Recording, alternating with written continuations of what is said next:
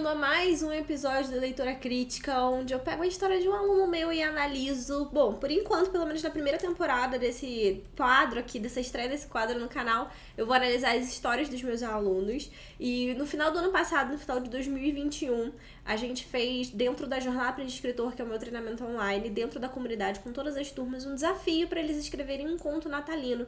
E eu fui divulgando esses contos lá no meu Instagram. Então agora o que eu tô fazendo? Eu estou pegando esses contos que eles escreveram sozinhos e eu estou dando essa avaliada, essa leitura crítica, para justamente entender se todos os pontos estão encaixando direitinho, se eu tenho alguma dica para dar para melhorar, qual seria a minha opinião para reconstruir, digamos, aquela história. O objetivo de maneira nenhuma é fazer uma crítica negativa a alguma dessas histórias, mas é fazer uma crítica construtiva. Quando eu vejo alguma coisa que os alunos fizeram corretamente, que o autor fez corretamente, eu sempre aponto para vocês, até para você aprender.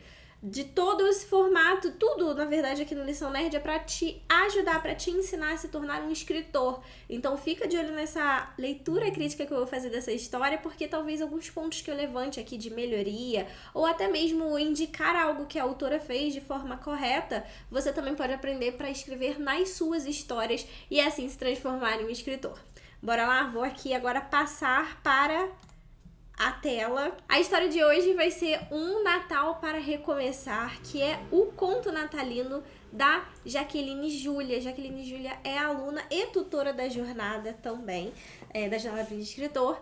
E além disso, ela tem outras histórias. Eu vou deixar o link aqui embaixo do perfil dela no Wattpad aqui. Na verdade, eu sempre deixo no Instagram, porque aí vocês tanto podem conhecer o trabalho dela lá no Instagram, já que também vive postando algumas coisas no Instagram dela. E aí lá no Instagram você também já pega o link pra história e já vai ler e avaliar essa história, ok? Vou deixar o link dos dois, né? Do Instagram da história, porque qualquer coisa você vai direto pra história.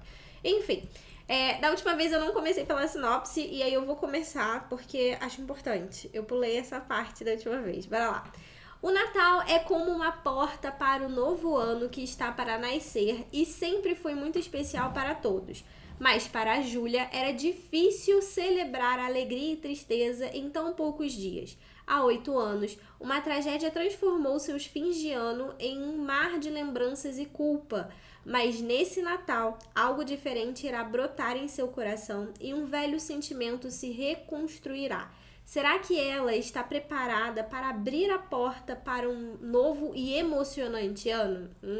E aqui eu já gosto de ver algumas coisas legais, como aconteceu alguma tragédia, né? Tem um mistério e aí a gente... Bom, óbvio que a gente pode pensar em dezenas de tragédias, mas pelo menos pra mim desperta o interesse de entender que tipo de tragédia é essa, apesar de eu saber, porque eu já li o livro anterior da Jaque e eu sei que esse conto é meio que uma continuação, é um spin-off daquela história, mas ainda assim, pra quem não conhece, pra quem não acompanhou, eu acredito que vai se encaixar bem. Tá aí uma coisa também pra eu avaliar durante a leitura do conto, porque eu acho que mesmo que a gente tenha spin-offs, eles precisam ser ao mesmo tempo derivados e independentes.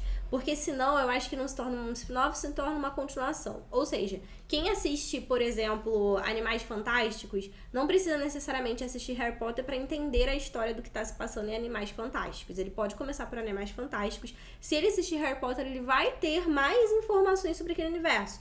Mas ele ainda assim consegue entender toda a história que se passa em Animais Fantásticos. A gente tem um novo protagonista, ou mesmo se fosse o mesmo protagonista, né? Mesmo se fosse um spin-off de Harry Potter, enfim, de Harry. Mas teria que ter ali, dentro da própria história, o leitor poder entender. A gente tem agora o spin-off de muitos, né, que estão brotando, inclusive, de Star Wars, que eu assisti o Mandaloriano, que, cara, eu vou ser sincera, eu não sou muito fã da saga Star Wars. Eu acho que todo aquele universo político que foi instaurado ali não me chama muita atenção, pelo menos os primeiros filmes. Já prometi que eu vou tentar assistir os novos ou rever com outro olhar e etc. Mas não é uma saga que realmente me chama muita atenção. Mas o Mandalorian me chama muita atenção, eu gostei muito de assistir a série. E ela é um bom exemplo, tem todo um universo, as pessoas podem até entender algumas temáticas.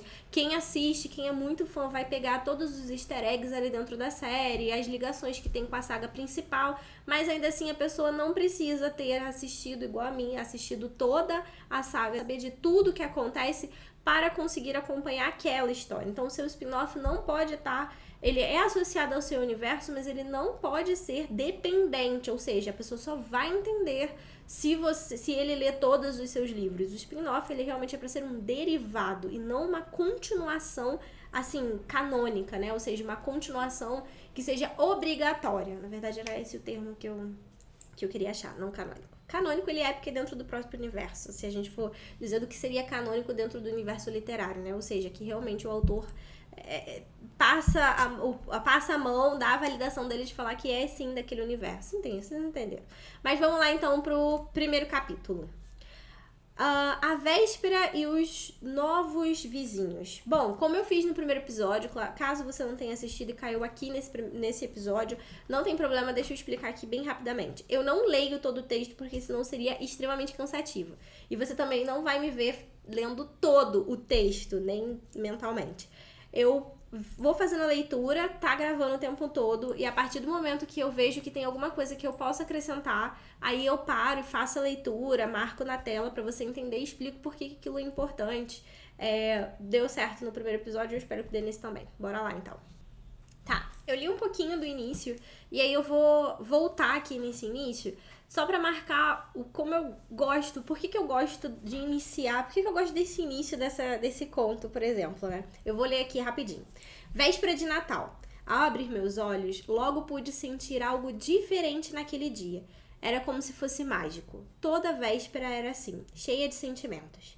Sentimentos. Esses talvez estejam em excesso em meu coração. Dizem que no Natal celebramos a vida, mas há 8 anos e 10 dias, em uma casa aqui perto, não havia nenhuma vida para celebrar. Talvez, se eu não fosse tão teimosa, teria uma ceia de Natal lá, ou quem sabe aqui em casa mesmo, já que Kate e eu tínhamos uma grande amizade e aqui em Taiguara a ceia não era apenas em família, mas entre amigos. Era comum ver as casas cheias de pessoas, com várias famílias reunidas em um único lugar, mas não tive tempo de passar um Natal sequer com ela. Nós nos conhecemos e nos despedimos de forma bruta em menos de 1 ano. 9 meses de uma amizade que mais parecia existir há anos. Agora já são 8 anos que meus finais de ano se tornaram sem graça. Bom, talvez a única coisa que eu mudaria aqui foi a questão dos anos. Nesse segundo parágrafo, o ano foi uma palavra muito repetida. Eu só senti um pouquinho de repetição nas palavras. Talvez eu mudaria. Mas por que eu gosto desse início? Ali, logo no primeiro parágrafo, ele já fortifica o que foi dito lá na sinopse, de que houve uma tragédia, e aqui tem muito claro, lá na sinopse falava que a Júlia, que é a protagonista, ela tinha já um sentimento de culpa, né? Ela tomada um sentimento de culpa. E aqui ela deixa claro, já apresenta essa promessa, reforça a promessa da sinopse logo no início. Como assim promessa, Juliana? Todo início de história é bom que você faça uma promessa para o seu leitor de que aquela história vai valer a pena, de que há algo ali que ele vai descobrir, que ele vai vivenciar, que vai valer a pena o tempo dedicado, né? Ou seja, algo que vai prender a atenção dele ali naquela história. Nesse caso, existe essa aura de tragédia. E o que será que a Júlia fez para que essa amiga dela sofresse, né? O que aconteceu? Bom, a gente já dá a entender ali, por exemplo, que não existe mais vida, que talvez ela esteja morta, né? Mas por quê? O que aconteceu? Ou será que ela só foi embora? Será que foi alguma culpa da Júlia? Será que... O que foi que essa garota fez, né? Já que ela se sente culpada, porque ela fala assim, talvez esteja... dizem que o Natal, blá, blá, talvez se não fosse tão teimosa, teria uma ceia de Natal lá, ou quem sabe aqui em casa mesmo. Então, tipo, talvez se eu não tivesse sido tão teimosa, o que ela fez pra provocar essa tragédia na vida dessa pessoa que ela, aqui embaixo, diz que estimou tanto por tão pouco tempo, né? Que foi uma amizade tão forte em tão pouco tempo. Eu acho isso legal porque já prende a atenção do leitor. E aqui vale um outro ponto positivo, porque temos um narrador em primeira pessoa. E o que acontece com muitas pessoas querendo narrar em primeira pessoa? Oi, meu nome é Júlia, eu sou de tal lugar, eu sou de Taiguara e aqui e agora eu vou contar a minha história trágica. Tudo começou há 10 anos atrás. Isso não é errado, tá, gente, de se usar. Só que se usam tanto que vira um clichê cansativo. Existem clichês que são legais e você pode usar, nada de errado. Meu gato está dormindo, tendo pesadelos e se revirando aqui na caixinha dele, por isso que eu olhei. Existem clichês que é legal de você usar, você pode usar. Clichês não é uma coisa que você precisa temer pavorosamente, mas acredito que você precisa colocar um objetivo naquele, usar aquele clichê, né, aquela forma, aquele padrão, ou por que usar, como usar diferente, colocar o seu toque especial. E nesse caso aqui, primeiro que a Jaque não usa desse jeito, e ainda assim ela faz justamente essa imersão na história já com essa promessa. Tenta fugir, pelo menos, desse clichê, porque tem muitas histórias em primeira pessoa que começam assim. Então tente fugir pelo menos disso, porque eu nem... Ok, é clichê porque clichê significa que todo mundo usa, mas eu colocaria que é uma repetição excessiva, né? As pessoas estão usando muito em primeira pessoa, porque talvez seja o jeito mais fácil de apresentar um personagem.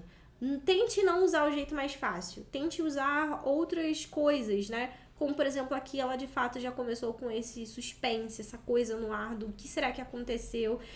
O que será que aconteceu nessa tragédia?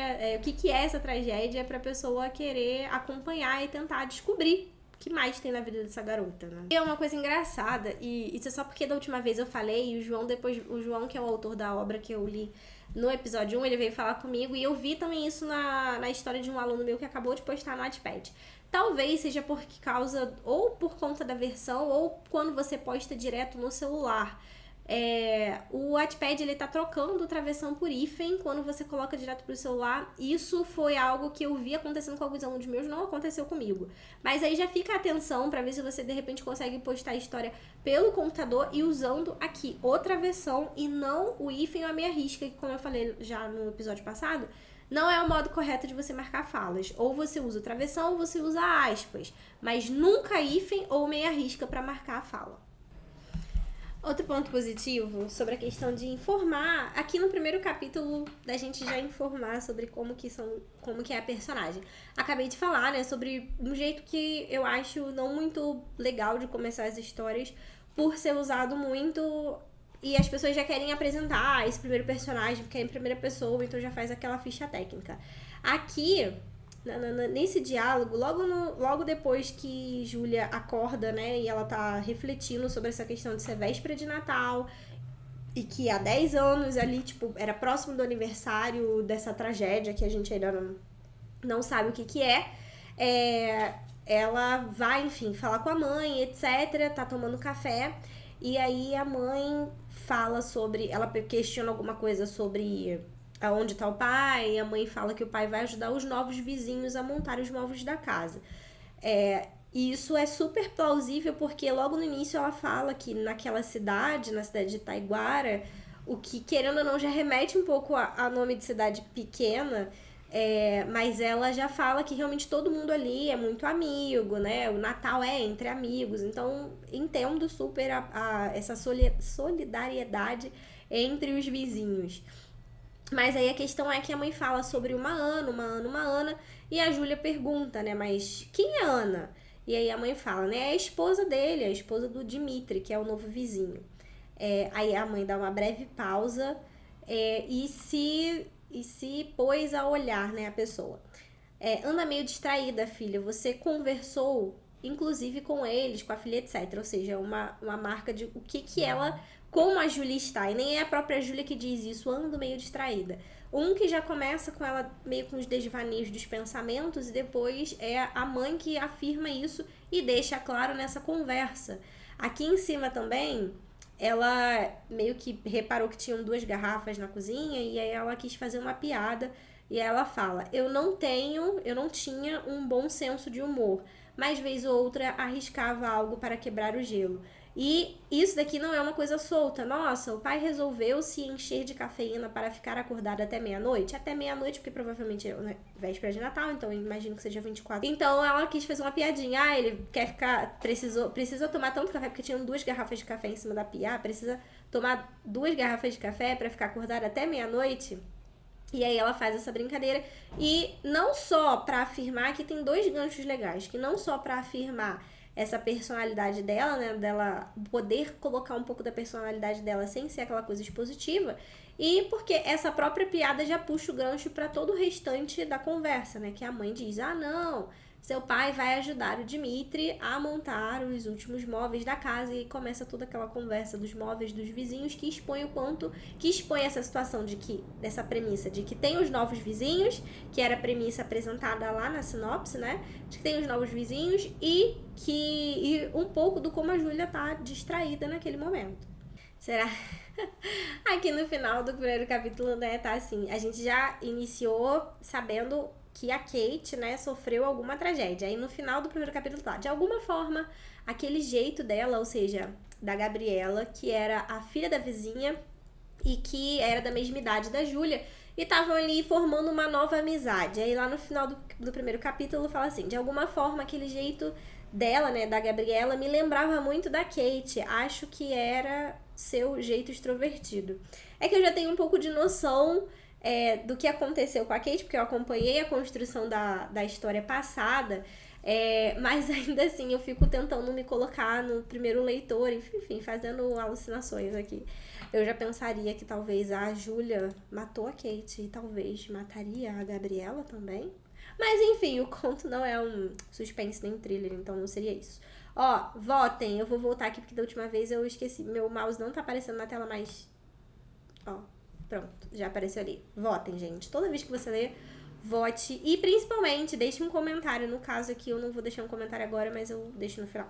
Antes de falar do segundo capítulo, deixa eu falar do primeiro um pouquinho. Eu achei legal a questão... Não teve tanto a ambientação do universo em si, em questões de... Eu acredito que vai bem começar agora nesse segundo capítulo, ainda mais que elas vão andar pela cidade. Mas teve muito o estabelecimento de convivência entre os personagens, que vai ser o foco principal desse conto. Quando a gente tem um conto e a gente tem um espaço pequeno, o foco é de fato nos personagens e no personagem central. A gente tem um personagem central, é um espaço muito pequeno para trabalhar vários personagens, e ali esse personagem central e os outros personagens são o destaque, né, digamos assim. Esse é um diferencial do conto. E eu acho que foi muito bem feita essa introdução de dizer quem são aquelas pessoas que vão passar esse Natal com Júlia, que vão passar essa experiência com ela. E você já vê essa convivência, né, da Júlia com a Gabriela, que seria, né, uma possível nova amizade, justo na mesma época que ela está meio que fazendo aniversário da tragédia que tem acontecido com a Kate. E como a mãe no primeiro capítulo, a mãe da Júlia falou, né, se você tá pensando na sua amiga, né, seja lá onde ela estiver, ela está passando um bom Natal. Aí deixa meio aquela ambiguidade, será que ela de fato morreu? Então, é um modo de falar, né, seja lá no bom lugar que ela esteja, ela está passando um bom Natal, ou ela só se mudou e está passando um bom Natal em outro lugar? E aí, o que você acha? Tá, eu vou parar aqui nesse primeiro parágrafo mesmo do capítulo 2, foi bem o que eu disse. No primeiro ela ambientou bem a questão dos personagens, de quem eram aqueles personagens, a personagem central e a personagem, digamos, coadjuvante, que vai talvez ajudar nesse desenvolvimento dessa personagem central. E talvez superar essa tragédia, né, que tá toda naquela questão daquela melancolia. E realmente é muito ruim, é muito difícil quando a gente tem uma perda de alguém próximo dessas datas comemorativas, inclusive, principalmente, o Natal. Imagino que realmente seja um clima tenso, né, melancólico, etc., mesmo que já façam 8 anos. Ainda assim, com a amizade forte que a Júlia disse ali no início que tinha com a Kate, não é uma coisa fácil de se esquecer, né? Eu mesma já perdi uma amiga há muito mais de 8 anos, eu acho. Isso, eu prefiro às vezes nem fazer a conta de quanto tempo ela já se foi, mas vira e mexe eu me pego pensando nela. E era uma amiga de infância, no caso, que eu passei muito mais do que só 9 meses. Ela sempre foi minha amiga desde... Foi a primeira amiga que eu tive na vida, foi essa pessoa. E realmente é muito ruim, nas datas comemorativas, ou sempre perto do aniversário dela, que eu sempre me lembro, a gente fica melancólica e não tem como não lembrar, não importa o quanto tempo faça, né? Então acredito que nesse primeiro capítulo foi realmente a coadjuvante lembrar fazer a lembrança, né, da Kate, exaltar um pouquinho mais essa melancolia, mas talvez em certo momento durante o conto ela justamente ajude a deixar esse Natal que tá tão cinza pra Júlia um pouco mais colorido, já que ela também é tão espontânea quanto a Kate, e a própria Júlia já determinou isso pra gente no final do primeiro capítulo. No início do segundo capítulo, então, a gente tem um pouco da ambientação. Como eu falei, tem todos os trejeitos de ser de fato uma cidade pequena. Eu amo Natal em cidade pequena. Meu avô mora numa cidade no interior do Rio de Janeiro e eu sou apaixonada por passar Natal, Carnaval lá, porque é bem... Bom, pelo menos na época que eu lembro de ter passado lá, era menos tumulto e realmente as coisas eram bem coloridas. Tem outras cidades que são mais, outras que são menos, mas aí já tem bem aquela questão de árvore no jardim. É difícil numa cidade grande você ver, primeiro, muitas casas, né? E ainda mais com muros baixos o suficiente para você ver no jardim. Isso a gente encontra mais no interior, que são aquelas casas que você não tem muro, tem mais gradezinhas bem baixinhas. E aí, às vezes, sim, eles decoram as árvores de fora como se fossem árvores natalinas. Na praça é muito coisinha de interior, né? Ai, que coisa fofa. Me senti num lugarzinho assim bem bucólico. E naquela praça, com os troncos das árvores, né? Com os pisca-pisca. Isso se encontra também na cidade grande, mas eu consigo imaginar, assim, uma praça bem iluminada. Inclusive, no ano novo de 2019 para 2020... Não, de 2018 para 2019, eu passei numa cidade do interior de São Paulo. Foi o primeiro ano que eu passei o ano novo aqui em São Paulo, que a gente se mudou em 2018. Foi bem legal e tinha bem essas características, assim. Eu achei legal. Foi em Socorro, no interior de São Paulo. Antes de continuar, ressaltar mais uma coisa. Como é legal, de fato, você trazer elementos, ver como eu trouxe aqui tantas lembranças, né, de natais que eu passei na infância, de coisas que eu vi, enfim, no Natal que eu passei no interior aqui. São coisas reais. E que você aplica isso dentro da sua história pra justamente o leitor conseguir fazer esse vínculo, sabe? Falar assim, eu também já tive um Natal que eu passei em tal lugar. Isso me lembra também uma cidade XPTO. É claro que você não vai ficar aficionado por tentar fazer isso sempre. Deixa eu tentar descobrir onde que o meu leitor passou, em tal lugar, pra eu conseguir colocar. Não. Mas quanto mais pontos verídicos que você coloca... E essa cidade, a Taiguara, eu sei porque eu acompanhei a Júlia construindo isso em outro lugar, é uma cidade fictícia, mas... que tem como inspiração no nosso mundo real e essas cidades interioranas. Então eu acho muito bacana você trazer esse quê de realidade pra dentro dessa história, né? Esses detalhes, são esses pequenos detalhes. Ela poderia simplesmente passar e não colocar isso na história? Poderia, não é o ponto alto da história, mas ambienta um pouquinho mais o leitor aonde ele está, né? Em que tipo de cidade...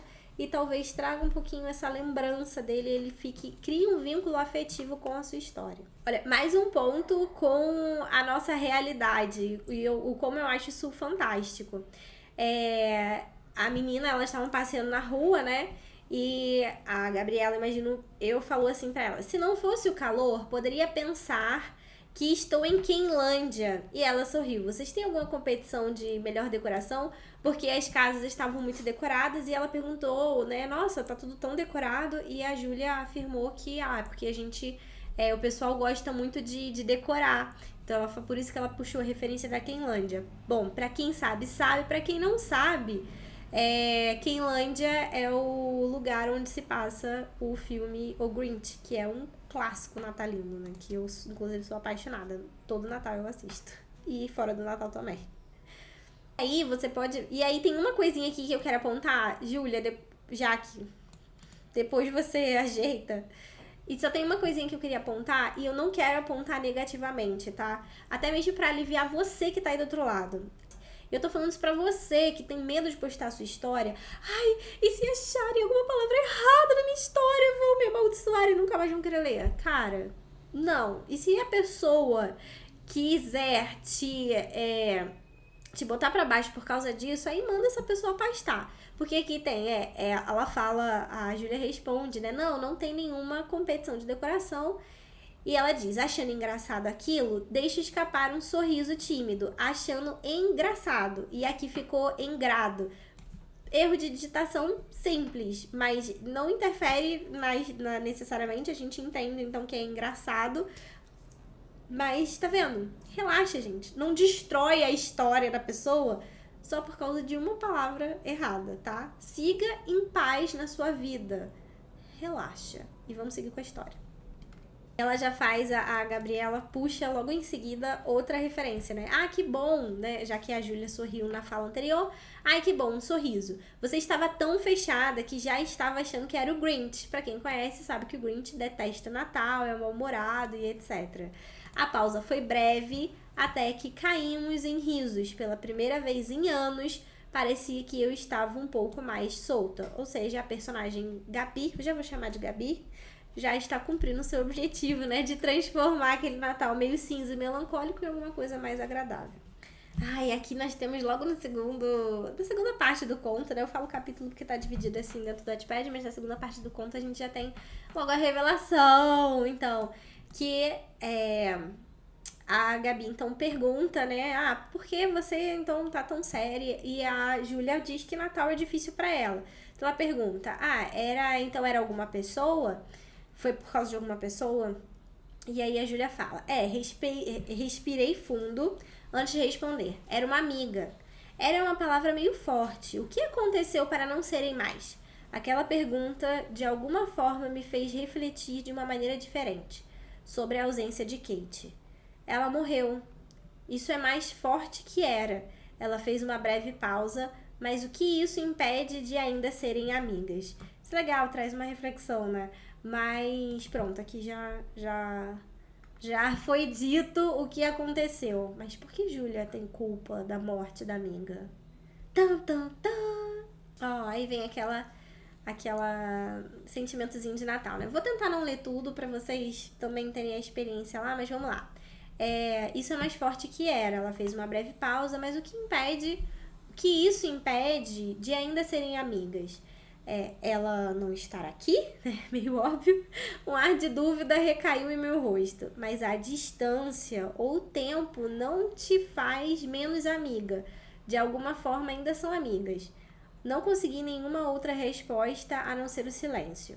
Olha, eu não sei o que aconteceu, mas eu acredito que, mesmo que uma pessoa tenha partido, ela ainda vive dentro de nós. Então, vocês são amigas. Vocês são amigas ainda. Aí ela continua narrando o trauma, né? Viva! O que poderia estar vivo em mim depois de um trauma como esse? Eu estava lá, eu ouvi o tiro. Vi ela estirada no chão. Esse vi ela, eu só trocava pelo... até por conta do som, né? Eu ouvi o tiro, eu a vi estirada no chão, toda ensanguentada. E por causa de uma maldita caixa que eu deveria ter deixado pra lá. Que caixa era essa, Júlia? O que você fez? Às vezes pensava se Kate tivesse sobrevivido ao assalto. Assalto? Será que me perdoaria? Será que ainda seríamos amigas? Não sei, só queria que nada daquilo tivesse acontecido. Júlia, tudo bem? Sim. De repente, você pareceu viajar pra longe. Desculpa se acabei te deixando mal. Ah, tudo bem, Gabi. Mas pense, uma grande amizade não morre. Viu, gente? Uma grande amizade não morre. Gostei da Gabriela, gostei das frases dela. Ela tem umas falas inteligentes. Eu vou ler só uma aqui. Elas estavam numa loja, né, numa rua, e aí tinha uma loja na frente de uma loja, tinha um Papai Noel na frente de uma loja distribuindo balas para crianças. Mas elas aqui já apresentam ter uma idade, apesar de não ter falado, já apresentam ser adolescentes, até porque elas vão pra rua sozinhas e etc. E aí, e aí quem não gostaria... E aí a Gabriela, né, ela já foi dito desde o início que ela é espontânea, isso fica muito claro no decorrer na própria fala dela. Você vê o jeito dela falar de forma diferente, né? E ela fala assim... Ela corre pro Papai Noel e o Papai Noel pergunta, né? A jovem também quer balas? E ela pergunta, quem não gostaria de ganhar doces, não é mesmo? E você foi uma boa menina este ano? E ela responde, acho que não 100%, mas ainda tá valendo, né? Afinal, quando a gente cresce, o erro fica bem mais difícil de evitar. O homem sorriu, balas pra recompensar o esforço. O que acha? Eu achei interessante, de fato. Quanto mais a gente cresce, fica mais difícil ser uma boa menina 100% do tempo. Às vezes que a gente se estressa e quer mandar uma pessoa pra alguns lugares, é realmente difícil. Mas por que isso é legal? É legal, tipo, você diz que a pessoa é extrovertida, você mostra que a pessoa é extrovertida, né? A observação de Júlia não tá errada, ela poderia sim ter observado isso, ela é uma pessoa extrovertida. Mas o melhor ainda do que você, talvez, só falar sempre durante a história, né? É de fato você mostrar. Você fala que a pessoa é de um jeito e você mostra que aquela pessoa realmente é daquele jeito. Boa. Vamos lá. Tem uma coisa aqui que eu sempre ensinava para os meus alunos, mas eu vou ser sincera que eu descobri há pouco tempo o nome técnico que se dá isso. Que disse sumário. Sumário a gente sempre pensa que é aquele início lá do capítulo, né? Igual, não sei se vai aparecer aqui em cima, onde a gente tem, no início do livro, onde a gente tem a relação dos capítulos, né? Quando a gente vai lá no Word, inserir, sumário e etc. Pois é. Recentemente eu aprendi, que a gente tá sempre aprendendo, né? O nome técnico que se dá isso, eu sempre dizia pros meus alunos, que era uma forma, que era você contar a história de forma resumida. Mas o sumário basicamente é isso. O sumário são esses blocos de cenas que a gente tem aqui, sem falas, onde ele conta o que... eu vou dar o crédito, né? Óbvio, onde que eu aprendi o nome técnico para isso. Foi no livro Escrever Ficção, do autor... Pera lá, vamos lá, deixa eu ver o nome do autor, porque eu sou péssima para gravar. Do autor Luiz Antônio de Assis Brasil. O nome do livro é Escrever Ficção. A gente tá sempre aprendendo. Sempre, gente. Não tem como.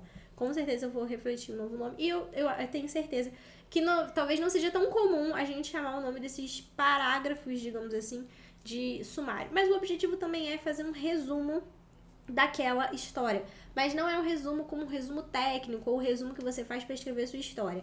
É uma forma de selecionar o que contar e o que não contar para aquele leitor e contar de uma forma mais resumida e narrada, é esse o termo que eu usava com os meus alunos, né? Contar de uma forma mais narrada e não em diálogos o que acontece naquela cena. Por que isso é bom para dentro de uma história? Quando uma história só tem diálogos, ela fica assim um pouco cansativa, porque sempre tem que ter aquele ping-pong. E eu sou muito a favor de que diálogos sejam mais interessantes do que necessariamente só expositivos e só eles vão contar aquela história. Não é esse o objetivo do diálogo, pelo menos na minha percepção. Para isso a gente usa a própria narração, né? O próprio veículo de contar a história pelo olhar do narrador, mesmo sendo esse narrador em primeira pessoa. Aqui a gente tem a própria Júlia encurtando, então depois daquele caso do Papai Noel, elas conversaram um pouco mais sobre as coisas do que é o sentido do Natal, e eu achei bem legal. Eu não falei, né, não li lá, mas até, enfim, pra vocês mesmos terem um pouco dessa experiência quando forem ler a história, mas a autora colocou no final ali do texto uma curiosidade, que Natal aqui pra gente é a festa comemorativa dos cristãos, mas ela fez uma interligação com uma festa chinesa que fala sobre a passagem do Yin Yang, né? Ou seja, são aquelas que, de uma forma traduzida livremente, seria a passagem do bem e do mal, né? Das forças do mal vão embora e a do bem vem para assim a gente entrar num novo ano e etc. Porque ali a gente tem também a questão do solstício de inverno, que na verdade o Natal veio de fato veio dessa data comemorativa pagã, que é o solstício de inverno, e depois a igreja cristã, os cristãos colocaram isso.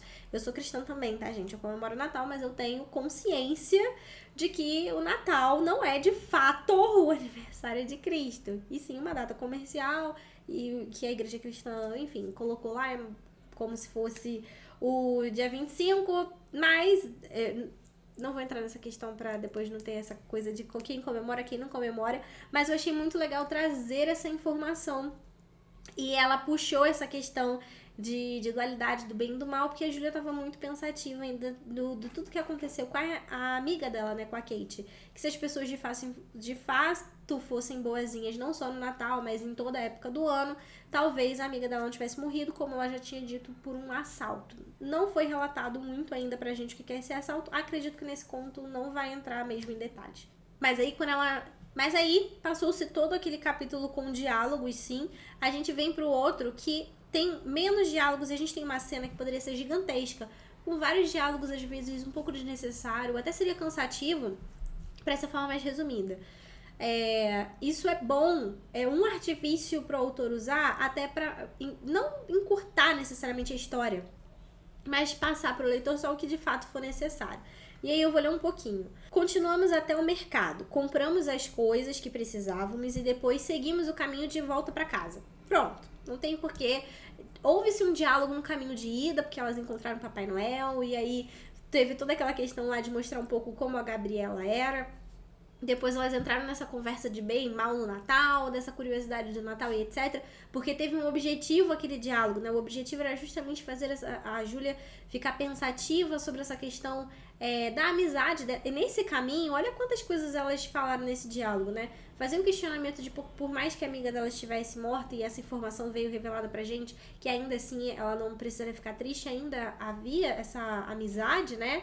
E aí a Júlia entra em outro questionamento sobre essa questão de como é que eu poderia ainda ter alegria em meio a toda essa tristeza e etc. E aí a Gabriela puxa essa questão de porque o Natal é mágico e faz essa explicação. E aí a Júlia pondera ainda essa outra situação, mas poxa, não podia ser o ano todo, as pessoas boazinhas e etc, mas isso não existe, blá blá blá. E aí a Gabriela, ela faz o arremate falando que mas é isso que é festa, essa festa chinesa quer dizer nessa mesma época do ano, porque, né, a vida é isso, ela é um equilíbrio entre o bem e o mal, não é necessariamente nem 100% boa, nem 100% mal. Isso também remete ao próprio diálogo que ela teve com o Papai Noel, que eu li há pouco, né, falando, a gente não é 100% bom, né, a gente tenta evitar os erros ao máximo, mas o esforço de tentar fazer o bem vale. Eu acho, ou seja, todo o diálogo foi muito bem aproveitado e teve um objetivo dentro da história. Quando anunciar, por exemplo, se a gente colocasse um diálogo aqui, seria só aquela, passa a manteiga, como é que foi? Como é que foi, não sei o quê. Talvez elas conversaram, só que não foi uma conversa que o diálogo precisou estar presente aqui. Então é isso. Elas continuaram até o mercado, a própria Júlia narra, né? Continuamos até o mercado, compramos as coisas que precisávamos e depois seguimos o caminho de volta para casa, deixando a padaria por último. Gabriela falava pelo caminho todo, ou seja, houve esse diálogo, mas não era um diálogo importante para encaixar aqui mais. Ela já cumpriu o objetivo dela.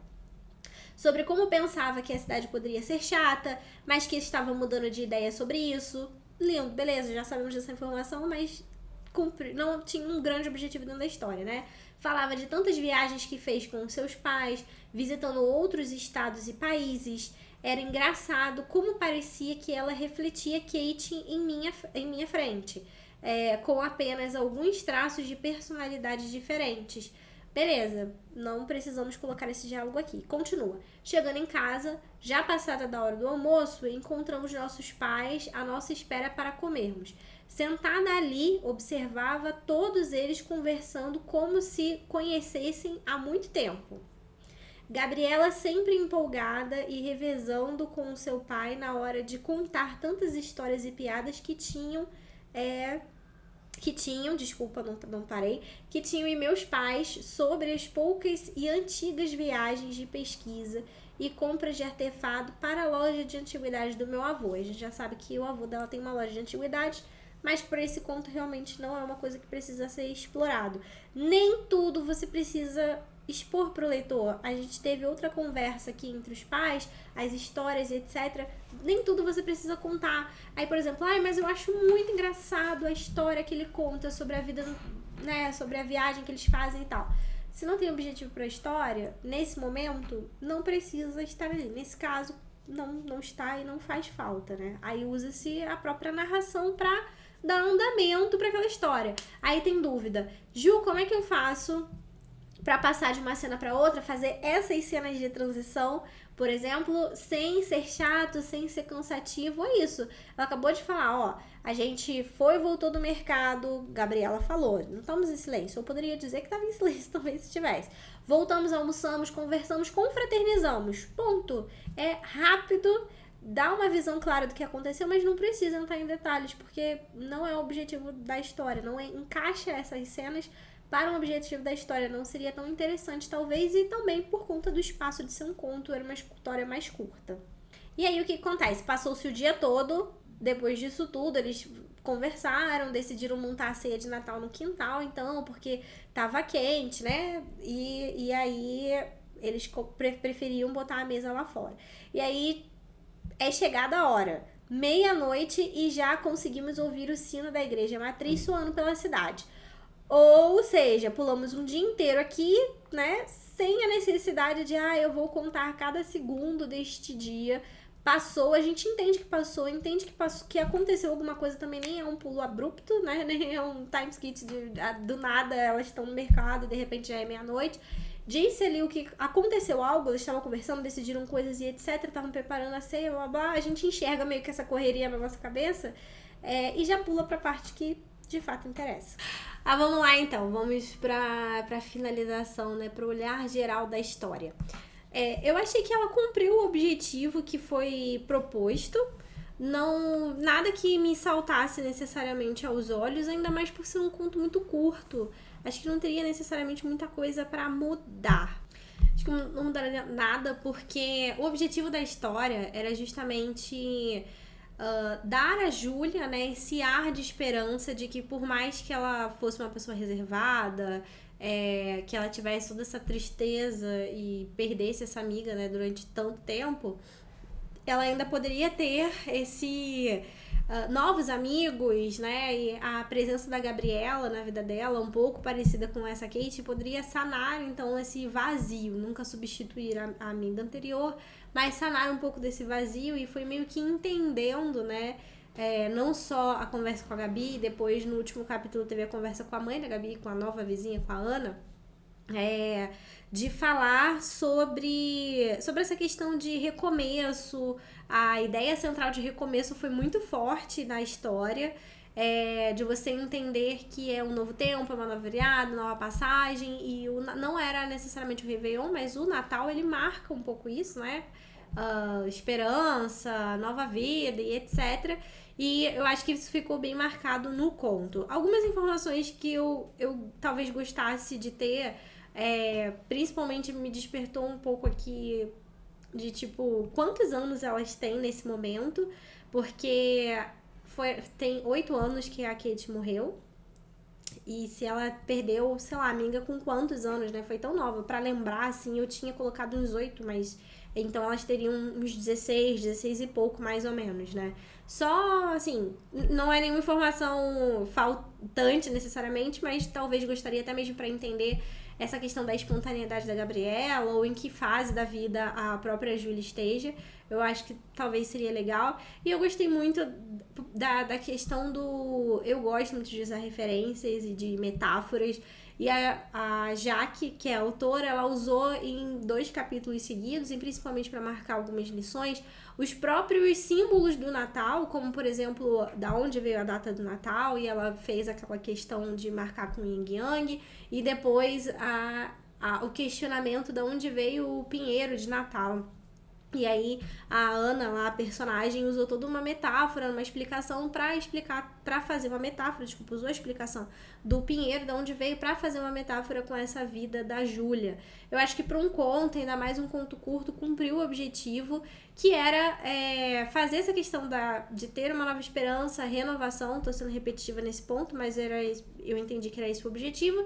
E pra trajetória da história, eu posso dizer, porque como eu acompanho o universo da Jaque, né, o universo da Júlia, de Sombras do Passado, foi um objetivo de mostrar de onde veio essa nova amizade da Gabriela, porque em Sombras do Passado, ela já começa a entender, ela já começa com a Gabriela sendo amiga da Kate, só que nossa, desculpa, de novo.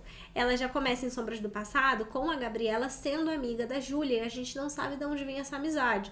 Mas aqui ela explica então de onde vem essa amizade quando o leitor chegar. Não é obrigatório, mas até mesmo para o leitor que quer saber um pouco mais, como elas se conheceram depois, ele pode ter essa história aqui para entender de onde veio, né, o início dessa amizade delas, e eu achei legal usar isso para fazer essas histórias derivadas. E você pode usar essas derivações da sua história para fazer esses spin-offs e continuar alimentando a base de fãs, né, que você tem, e atrair, porque, por exemplo, é muito mais fácil um leitor novo ler esse texto que tem, não sei, talvez 5.000 e poucas palavras no máximo, e ele já gostar, querer descobrir um pouco mais da Júlia, um pouco mais da Gabriela, um pouco mais desse universo que ela criou ali, dessa cidadezinha gostosinha, essa pseudo-Quinlândia. E aí ele pode então querer ir pra história maior.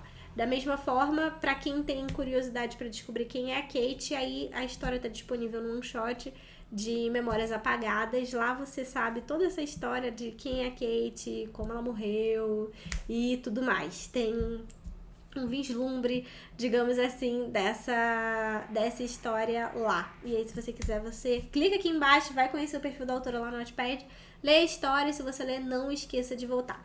Minas, é isso por hoje. Eu espero que as dicas que eu tenha dado aqui, ou que eu tenha falado da história, tenha te ajudado, que também tenha despertado o interesse de você ser um escritor, porque é muito legal quando a gente vê as pessoas lendo a nossa história, comentando, curtindo, compartilhando e etc. E se você quiser se tornar um escritor, nesse canal você aprende como. Beijo grande, tchau, tchau e até a próxima!